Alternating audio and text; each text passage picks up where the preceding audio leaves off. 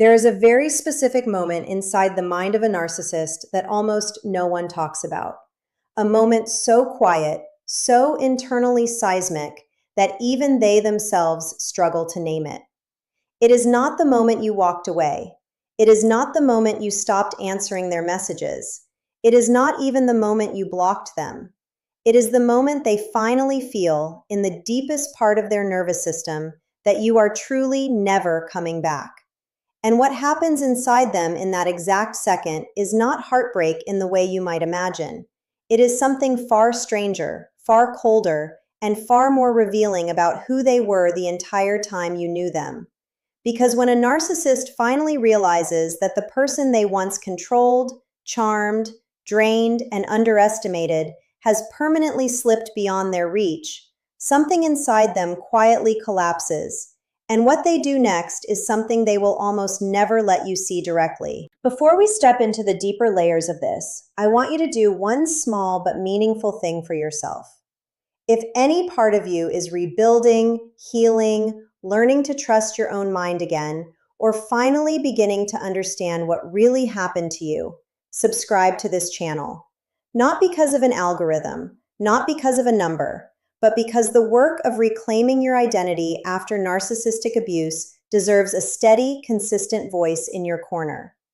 Every video here is created for the version of you that is choosing to stop surviving and start truly living.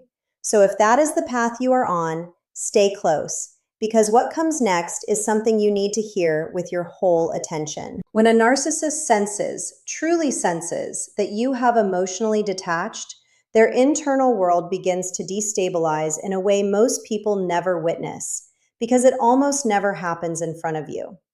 To understand why, you have to understand what you were to them in the first place. You were not simply a partner, a friend, a family member, or a colleague. You were a regulator. You were the mirror that reflected the image they wanted to believe about themselves. You were the steady source of attention, reaction, emotional energy, admiration, conflict, or even guilt that kept their inner emptiness from swallowing them whole. And as long as they had access to you, even through anger, even through chaos, even through your pain, they had a sense of control over something they cannot regulate inside themselves. So when that access disappears, when the door closes in a way they finally believe is permanent, what they lose is not you. What they lose is the function you served in stabilizing a fragile internal world they have spent their entire life avoiding. This is why their reactions in the aftermath of your real departure become so layered, so strategic, and so emotionally revealing if you know what to look for. On the surface, they may appear unbothered. They may post photos that seem suspiciously curated. They may suddenly seem happier, busier, more social, more spiritual, more successful, more in love with someone new. But underneath that performance, something else is happening, something they will go to extraordinary lengths to hide. They begin to secretly monitor you. Not always directly, not always obviously, but through mutual friends, through social media, through small indirect channels, through people they once dismissed but now suddenly find reasons to stay connected to. Because the narcissist who has lost control of you cannot tolerate not knowing what you are doing, who you are becoming, and most importantly, whether you are thriving without them. Your thriving is the one outcome their ego cannot process, because it directly contradicts the story they have always told themselves about their importance in your life. And so they watch, quietly, carefully, sometimes obsessively. They study your posts for signs of pain, for signs of loneliness, for signs that you are struggling, because any evidence of your suffering becomes proof in their mind that you still need them, that they still matter, that the connection is not truly severed. But when they see you healing, when they see you laughing again, when they see you growing into someone they no longer recognize, something shifts. And this is the part almost no one prepares you for. They begin to rewrite the entire history of your relationship inside their own mind. The version of events they once used to control you is no longer enough. Now they need a new narrative, one that protects their self-image from the unbearable truth that you outgrew them. So they slowly, carefully, almost artistically reconstruct the story. Suddenly, they were the one who tried hardest. Suddenly, you were unstable, unappreciative, confused, manipulated by others, going through a phase, betraying the bond. Suddenly, they are the victim of a story they themselves authored. And this rewritten narrative is not just for them. It is for everyone around them. Because a narcissist who has lost their primary source of emotional supply must immediately protect their reputation, their image, and their social standing. So they begin a quiet campaign, sometimes subtle, sometimes aggressive, to shape how others perceive what happened between you. They may speak to mutual friends with carefully chosen words designed to plant doubt about you. They may present themselves as the wounded party, the patient one, the loving one who simply could not save you from yourself. They may triangulate, pulling new people into the story, creating alliances, comparing you unfavorably to others, generating an audience that will validate the version of reality their ego desperately needs to maintain. And the more permanent your departure feels, the more elaborate this performance becomes. But here is where it gets even more revealing.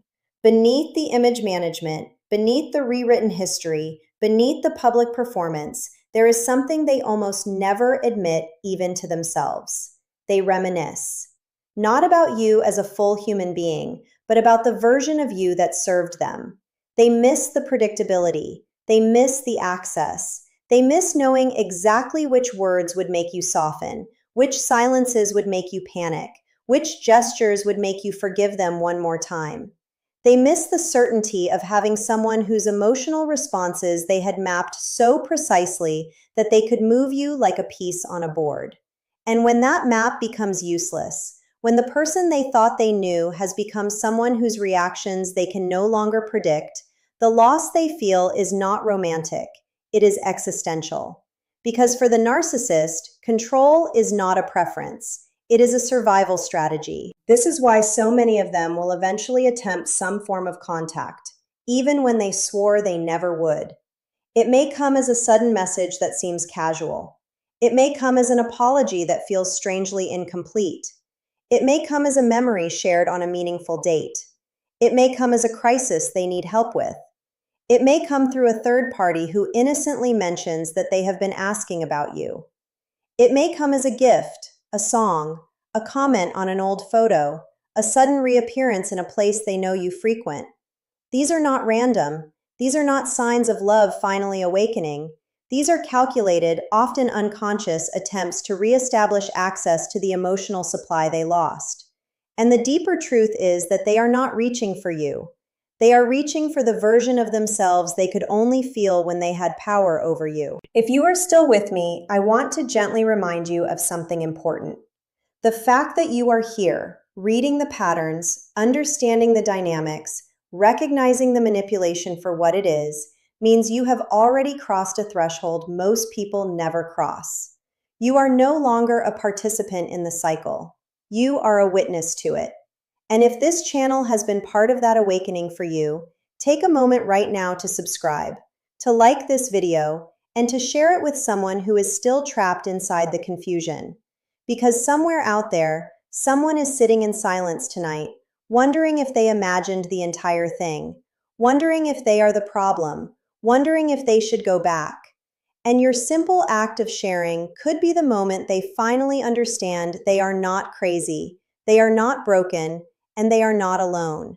Healing multiplies when truth is passed forward. Now let us go even deeper, because there is a layer of this experience that almost never gets discussed, and it is perhaps the most important layer of all. When a narcissist truly believes you are never coming back, they often enter a phase of internal identity threat. Their sense of self was partially constructed through their power over you. So when that power disappears, a piece of their identity disappears with it. And because they cannot tolerate the discomfort of self-reflection, they will do almost anything to avoid feeling that loss directly. This is when many of them rush into a new relationship that looks suspiciously fast, suspiciously public, and suspiciously perfect.